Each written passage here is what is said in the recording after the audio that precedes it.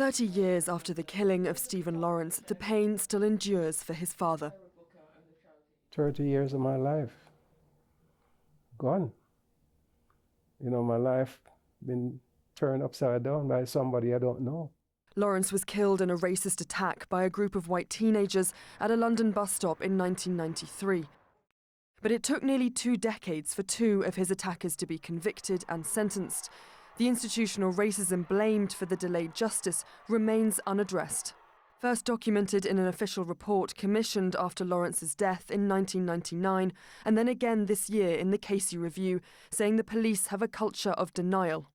We fully accept the findings of the Casey Review. The Met Commissioner admitted there was still racism in the force, but stopped short of calling it institutional. Institutional, it's not a term I use myself.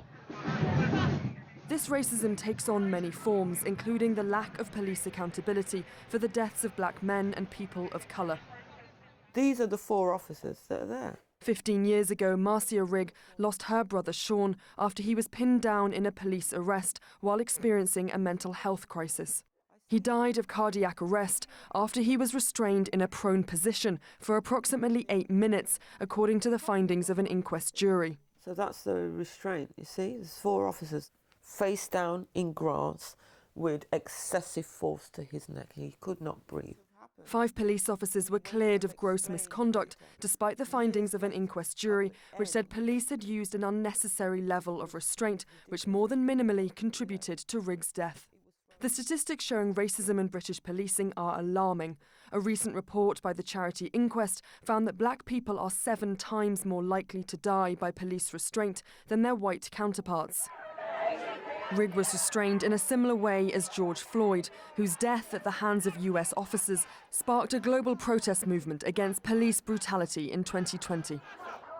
I was horrified. It was so traumatic because it reminded me of Sean. Raju Bhatt is a leading criminal lawyer who has brought cases against the Met Police for decades. So whether we are talking about racism, whether we're talking about misogyny, whether we're talking about homophobia or any other ills, we're talking about a lack of will and ability to address wrongdoing. The Casey Review found the Met does not represent the city it serves. Black, Asian and other ethnic minorities make up just a fraction of the force compared to nearly half of Londoners. Over the years, the anger has spilled onto the streets, sparking riots over the police killing of Mark Duggan in North London in 2011. A jury later ruled this killing lawful. The lack of change has caused some families to despair. Do you have hope they will change in the future? I don't think I'll ever see that. I'm 81 years old now, right? So it's 30 years ago since this happened. Bereaved families have found one main source of comfort, each other. Mr. Lawrence, you look exceptionally well. Oh, thank you. You really do, and smart and dapper. Careful now, careful. Well, I know the kind of hell that they are going through. I took the picture. What? Lawrence's father says he can't live in the UK anymore. The memories are just too painful. But when he does return, he meets with other families going through the same ordeal. But when I'm here, I think about it all the time. This is a place where I thought I'd be happy. I'm not happy here.